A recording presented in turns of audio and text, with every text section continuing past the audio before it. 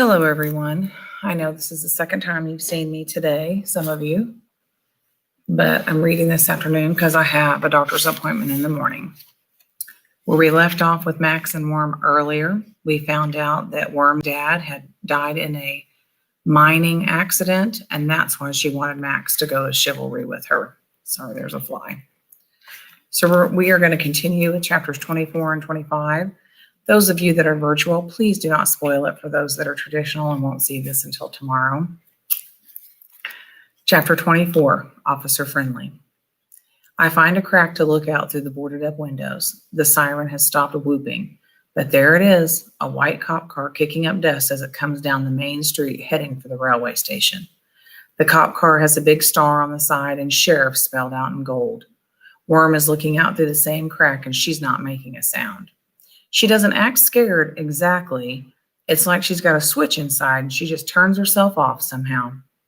The sheriff car pulls up to the front of the station. The sun glints off the windshield so you can't see inside, but the driver's door opens right away and the short, stocky dude gets out wearing a white cowboy hat and a gold star on his shirt pocket.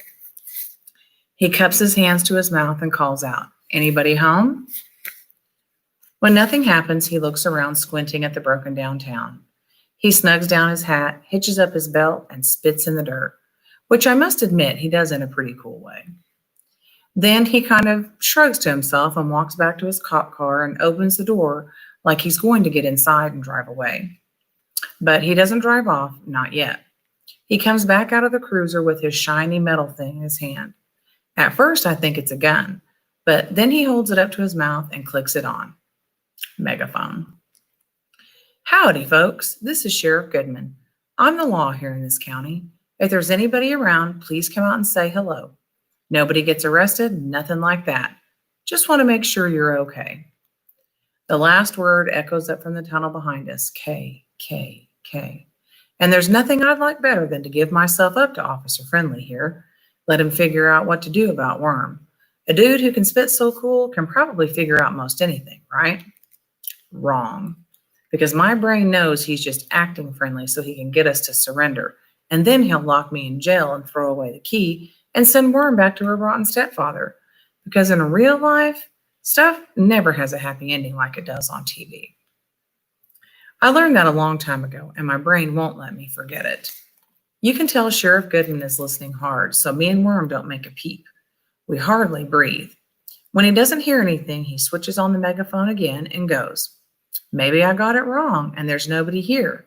But if there is, please remember one thing. The old mining tunnels are very dangerous. Repeat, stay out of the tunnels."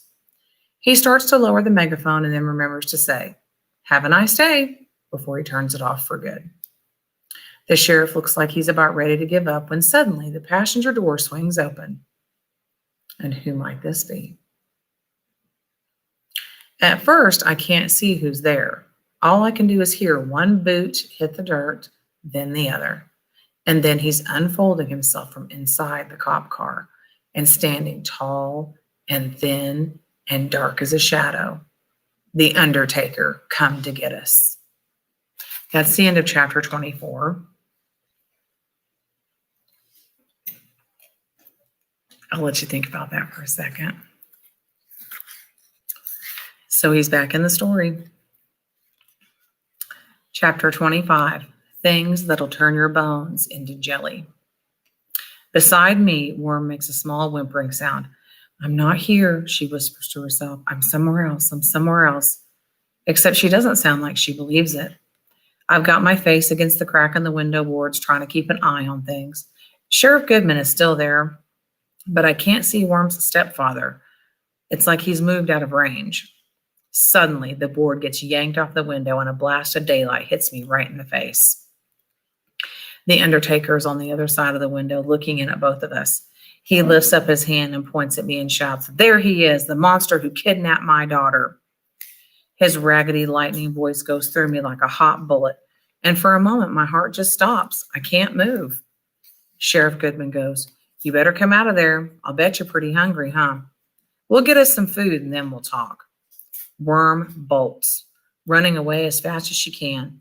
Before my brain knows what's going on, my feet are following her, running into the darkness, into that old mining tunnel, into the place of the dead, which is exactly where the sheriff told him not to go, right? So what's going to happen? Are they going to be okay? Let's read on.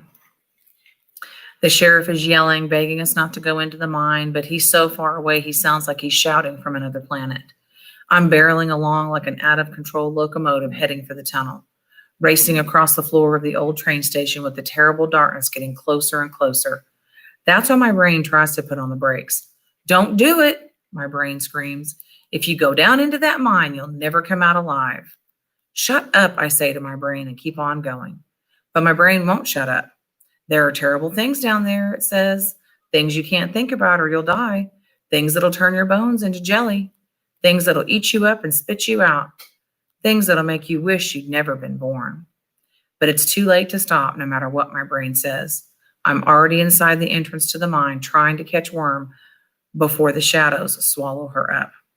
The air feels different and the darkness feels different, and I'm running so fast there's no turning back. I can't stop. It's like gravity is sucking me down into the mining tunnel, under the mountain, into the earth. Wait, wait, wait, wait. Sheriff Goodman's voice turns into an echo. The words chase us underground. I'm still running as hard as I can down into the darkness, and the last thing I hear is him shouting, "Be careful!" Full, full, full. Too late for that. I'm way past being careful. And that's the last thing in my head before something comes out of the dark and whams me so hard, my bones turn to jelly, just like my brain promised. Some people see stars when they get knocked out. Me, I see mosquitoes, shiny mosquitoes buzzing around my head. They're still buzzing when Worm wakes me up.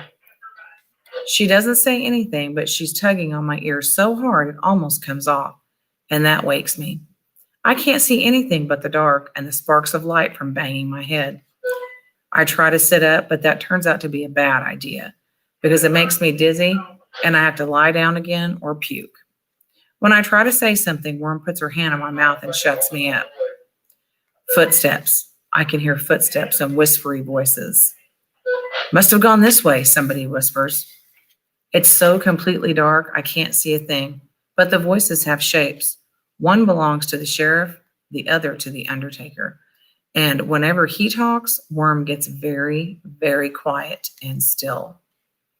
No telling what evil things that boy has done, the undertaker is saying in a voice so smooth it makes my brain itch. He may have turned her mind against me. The sheriff says, never mind that now. Get him out of this death trap alive and we'll worry about sorting it all out later. The undertaker doesn't like that. The girl belongs to me, he insists. Don't matter what happens to the boy. It's hard to tell in the dark, but they sound real close and getting closer. I'm thinking about what to do next when suddenly the whole tunnel creaks and the undertaker shrieks out, "What's that?" Old timbers, the sheriff says. They had a really bad cave in here already, the same one that killed your stepdaughter's father. The rest of the place is ready to collapse any day now. Bump into the wrong timber and the mountain comes down on our heads. What do we do? The undertaker asks in a shaky voice. We get out of here before we make matters worse. Organize a search party. You were right about the girl heading here, but you got to let me handle the police work, okay? The footsteps start to fade away. Then I hear the sheriff calling out, Maxwell Kane, if you can hear me, listen up. Give yourself up and nobody gets hurt, not you or the girl. You've got my word on that. Me and the worm keep still until the footsteps are gone, until there's just us and the darkness and the wind in the tunnel. When I try to stand up, my head gets bumped again, but not so hard this time. With my hands, I can feel the busted timber sagging down from the roof of the tunnel. That's what clobbered me. A light comes on, pointing right in my eyes. Worm has turned on her miner's hat, and she's aiming so I can see, which should be good, right? Except the trouble is, now that I can see the rotten old timbers that hold up the tunnel, it makes me feel sick inside. Here I am trying to keep Worm safe, and we end up in a place that could bury us alive if we sneeze too hard. I'm not going back, Worm says, real fierce. I don't care what happens. I'm never, ever going back to him. I go, we could get killed down here. You go on back, Worm says. The both of us, I say, will go back together. The light weaves as Worm shakes her head. No way, I'd rather die.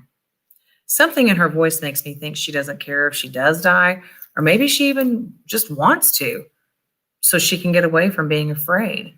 And that makes me decide to stick with her no matter what, even if my brain thinks I'm being stupid. We can't just stay here, I say. They're coming back with the search party. They'll find us for sure. I told you, go if you want to, Worm says, acting stubborn and fierce. That's not what I mean, I say. Come on. And then I take her hand and lead us deeper into the tunnel, into the dark places under the earth. That's the end of chapter 25. Chapter 26 is called Catch a Dragon by the Toe. Do we think Max and Worm are going to make it out of this alive? Do we think the Undertaker and Sheriff Goodman are coming back? And if so, will they make it out alive? Things to think about. See you the next time we read. Have a good evening.